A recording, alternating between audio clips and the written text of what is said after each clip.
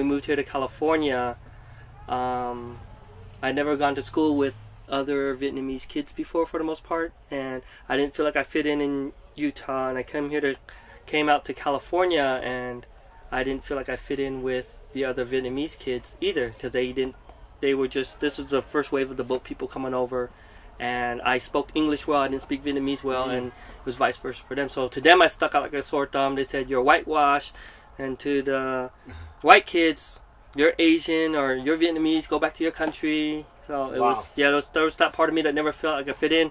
Then on top of that, at home with my father's condition getting worse with leukemia, and then the significance of the day that he passed away was the day of our first communion, which in my faith at the time, I believed that taking that bread that day, I get a special prayer. And my prayer always leading up to it was going to be, I'm going to save my dad. I'm going to be a hero. I'm going to pray to God and let my dad live. And the morning I found out, it was from my younger sister. My sister tells me Dad passed away last night.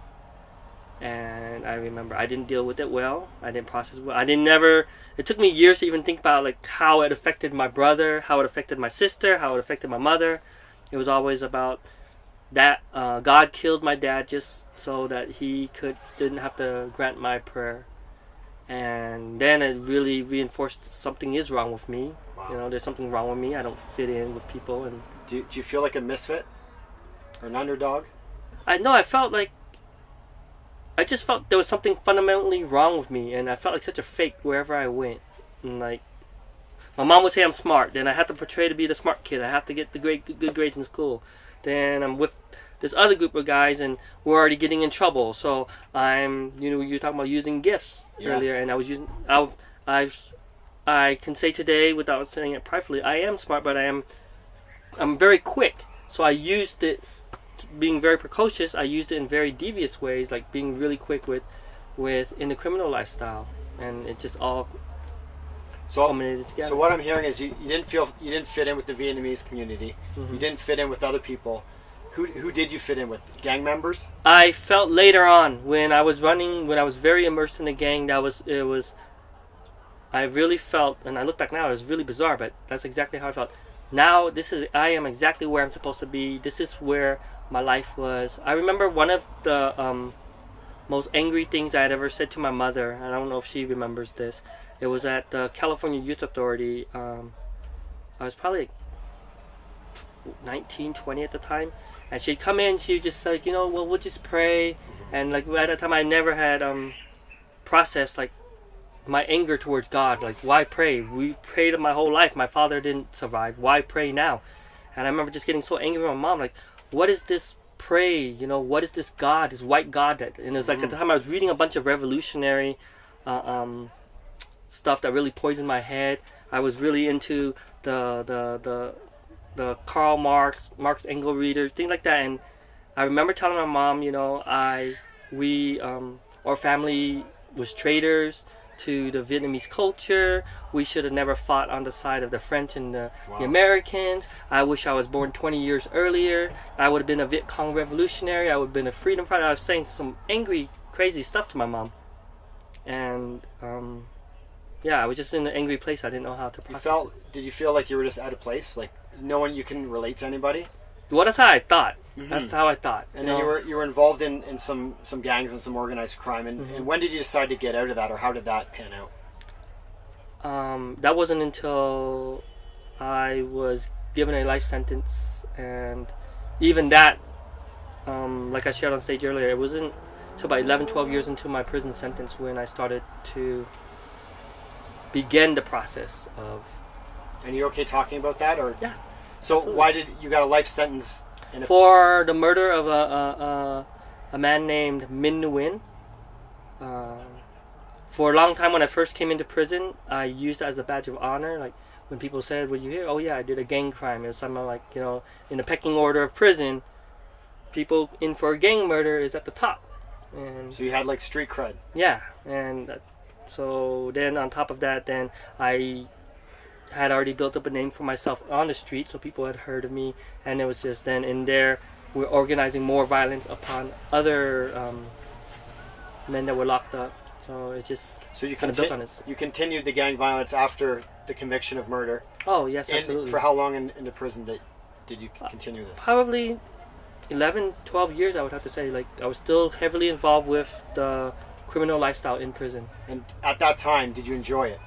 Yes. You enjoyed like winning fights or battling people? Well, I enjoyed just living in prison, living the way I wanted to live, because I thought I'm going to die in here anyway, so why do I have to... Who are they to tell me to follow what rules? I'm going to do what I want to do. I'm going to continue to bring in more tobacco, phones, dope, slang it, and be known as the top hustler on the yard.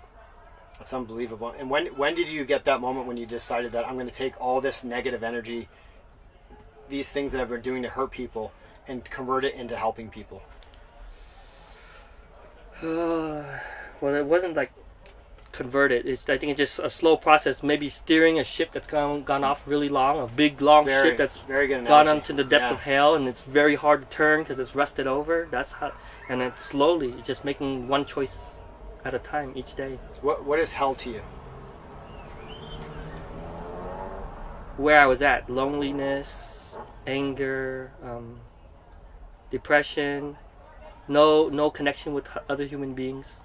So you wouldn't feel remorse, No, I had no sense of remorse. but you have remorse now. I would like to say I do have remorse now. That's incredible. Mm-hmm. So you've taken all of these skills that made you this. Were you a kingpin? Would you consider that? Is that I guess, but Maybe it's I kind watched of too much- prideful to say. I mean, it's like, yeah, but I mean, I I ran. watched too much TV? Maybe I don't know. No, I mean, because I ran, like, where I was at was, we ran football tickets, and from that, it's how I can look back. Yes, I was very good at what I did. I was very good at organizing and setting up the, or strategic plans on how we wanted to basically run the prison economy. Unbelievable. So at this point, how many years were you in the penitentiary for? I've done a total of 22 years of my life in and out of from juvenile hall to the California Youth Authority to prison.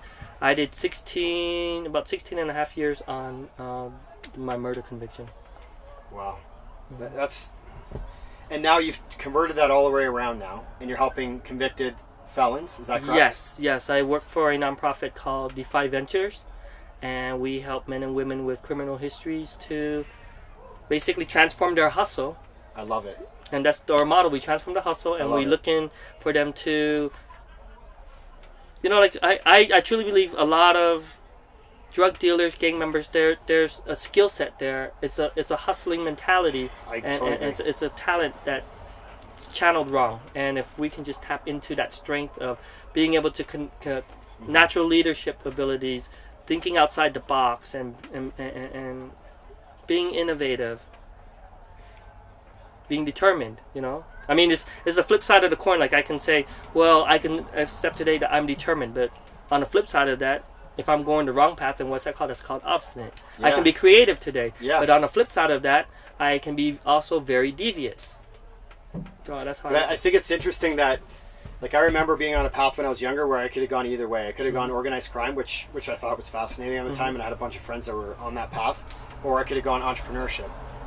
So it must be extremely rewarding for you to find people that have gone the other way, the same way you went to, and then bring them back and show them with their skills. Because when I was 9, my parents went bankrupt. I used to clean buildings, and I learned how to counterfeit money when I was, like, I think it was 11 or 12 years old. It was the first printing machine I would counterfeit, and I would wear wet pants, and I would go to the ice cream guy, and I would go to different districts, give him $20, buy an ice cream, and I'd drive the next guy and give him $20. So, like, the hustle is on the next level when it's organized crime, or I believe if you can convert that hustle, it's insane on the success that you can have. Yeah. And it's almost the same adrenaline. Would you say it's the same adrenaline rush? Yeah, it is. That's how I approach my business day. Like when I came home, I created my first company about 6 months after I came home. It's still running to this day. It's a cleaning company, commercial cleaning company. But I mean, I noticed, like, there's certain things where I used to be able to like in prison when I used to sell the football tickets, or we would move tobacco, or we would move phones. Yeah. It's the same mentality, it's the same thing, right? The same rush. I want to. That's so awesome. I want to get this guy to come to my way of thinking. I love it, man. Now, if there's somebody that's sitting on the fence, that's maybe a young youth that is looking at entrepreneurship or organized crime, or they're in a gang, what would you tell them right now? I would tell them that it's absolutely not worth it in the gang. I mean, it's absolutely not worth it going down the wrong path.